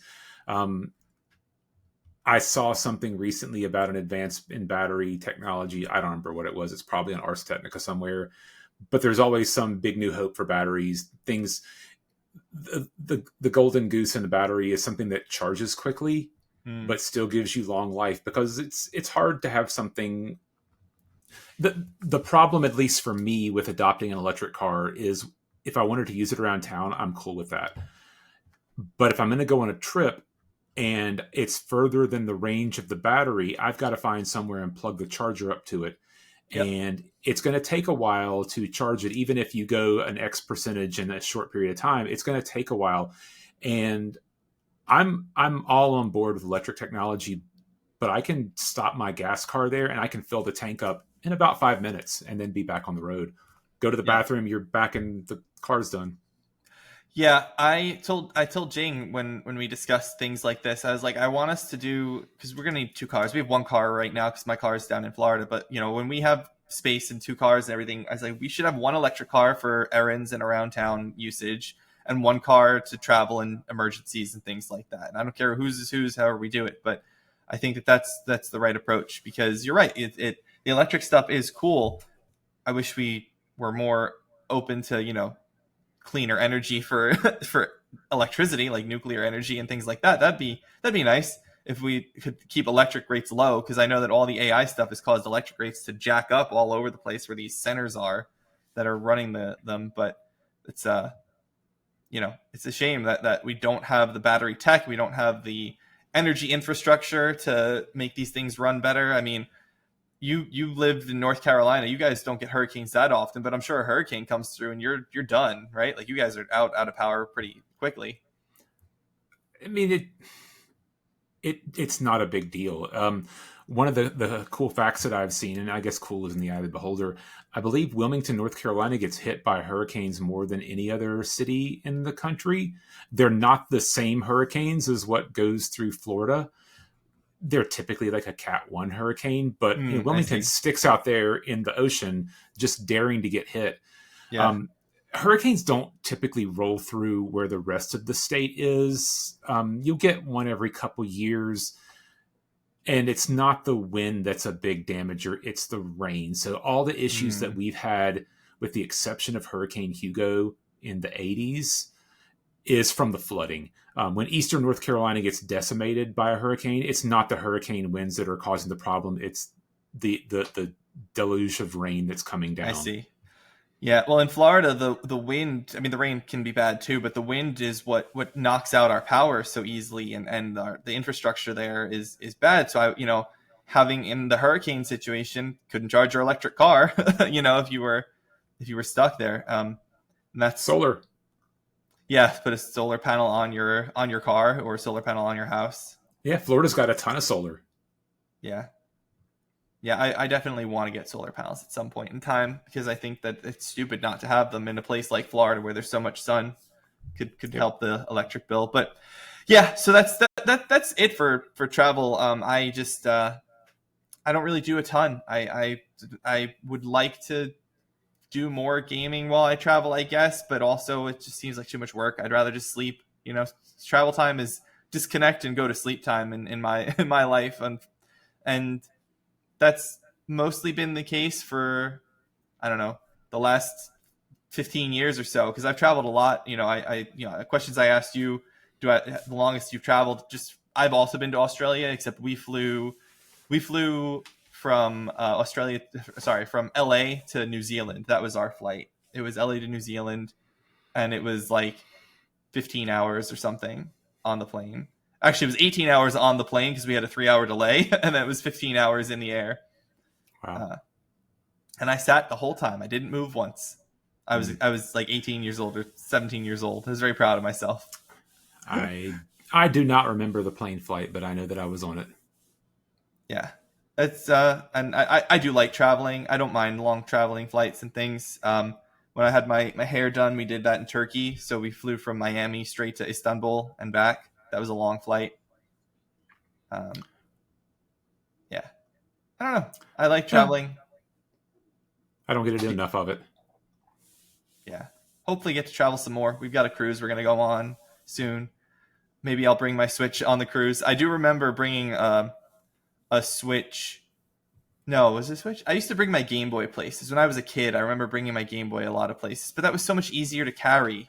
I feel like that's... When it was tiny and it would fit in your pocket like that, it was so much easier. Now the Switch has like a carrying case, and it's so much more complicated. And I can't even imagine traveling with one of those like Steam Decks or the ROG Allies or something like that. Those look like they're massive. Yeah. Portability is an eye of the beholder.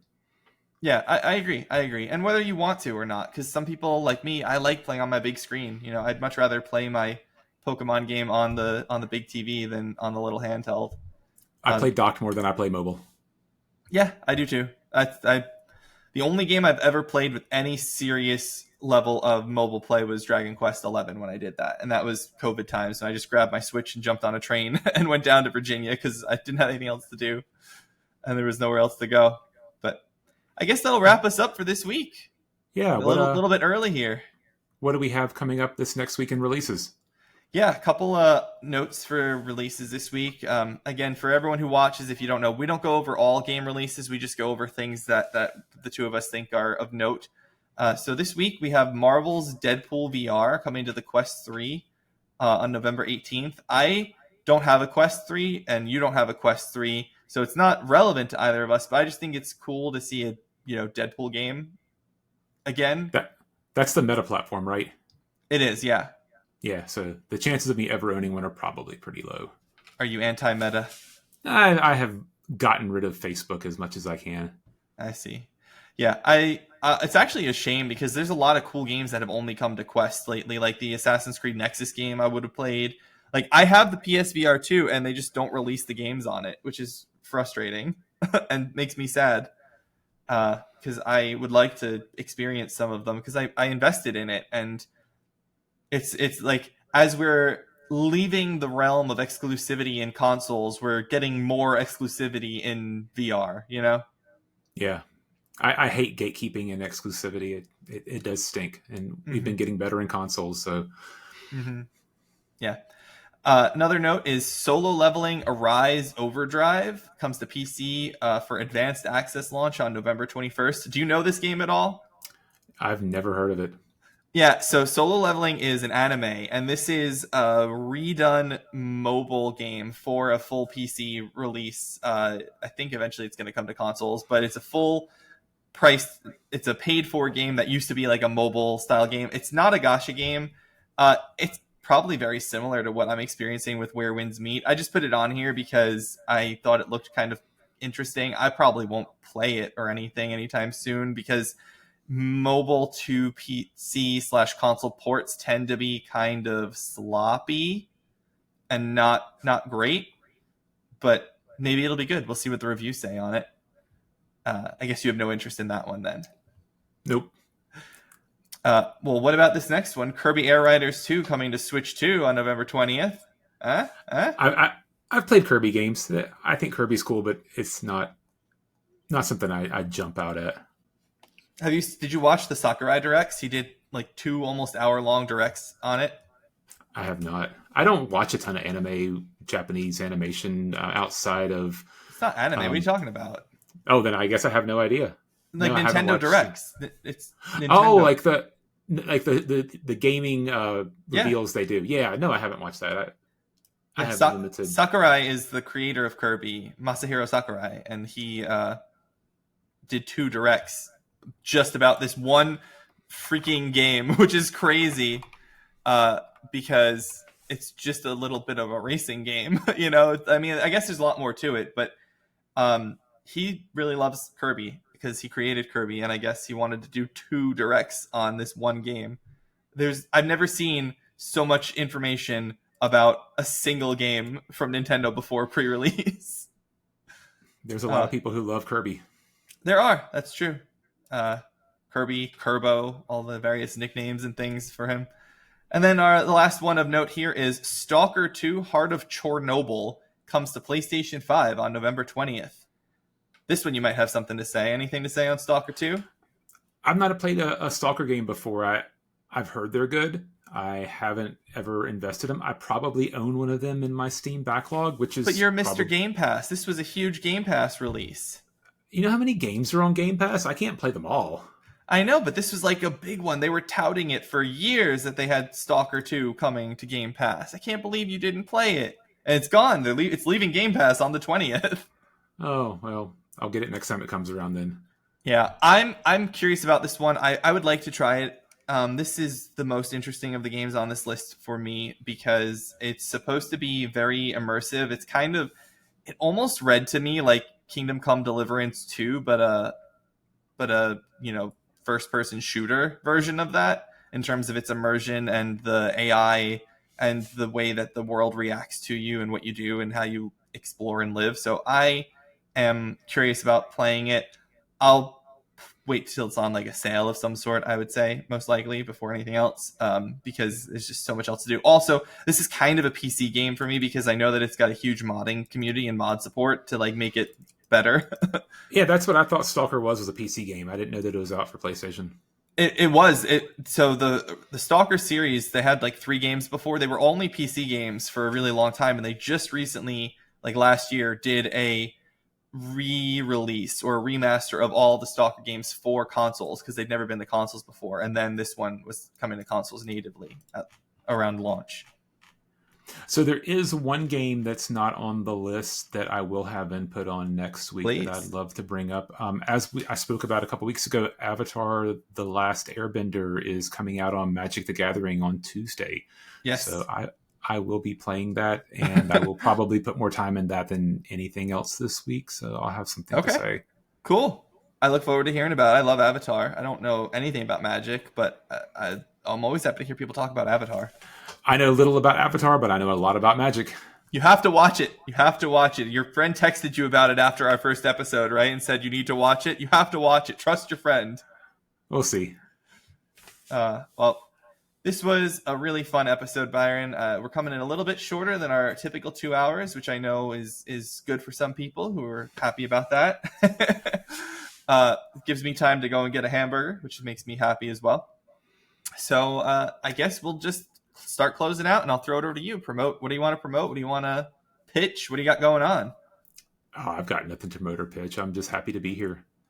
All right. I don't have social media I need to push. The only You're thing I on need to Blue push Sky, is right? this. Promote your Blue Sky thing. I am on Blue Sky. I don't.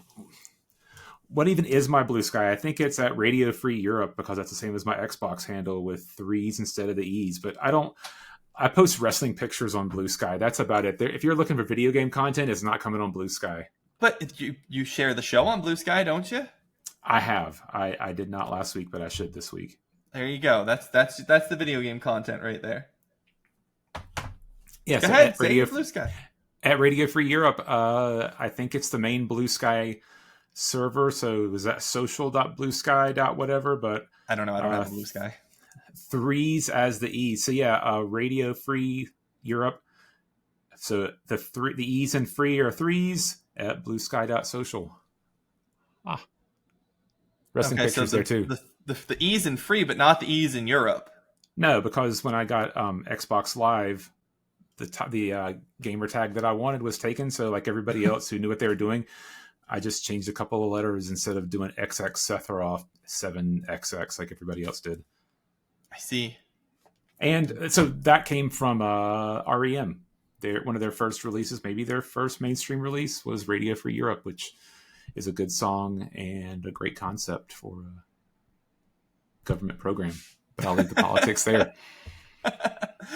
Well, thank you, Byron. Hopefully we'll get you doing more content or something. Maybe you start writing video game content and have something else to promote in the future if you're interested in that. We can talk about that offline. We can talk about that, yeah. It's always about time for me. Oh, yeah, it's time for everyone, for sure. But yeah, everyone, you can follow me at Joseph_Law_Russa on Twitter /X. You can find my writing at Seasoned Gaming as Don Lionheart. I don't have anything right now. I myself and Ains, the editor-in-chief and the founder of the site, are playing Where Winds Meet. I don't expect him to write anything about it. If I play more, I might either put a review together or some impressions for the site. So we'll see about that. And that's about it for me right now. Just a reminder, as I said, next week, Byron will be taking over hosting duties for a little bit while I am out of town visiting my family and visiting my condo, all of whom I love very much. And I will be back here before the end of the year. So if you enjoy the octopus in the background over there, you'll see him in about 6 weeks, give or take. So thank you again for watching, everybody. Remember to like, subscribe, and comment on the video. Share it with people if you are interested at all. And any feedback as we go through this journey, learning and figuring things out, is welcome. And please remember, whether it's your gen, my gen, or someone else's, friends can be cross-generation. Take care. Goodbye, everybody.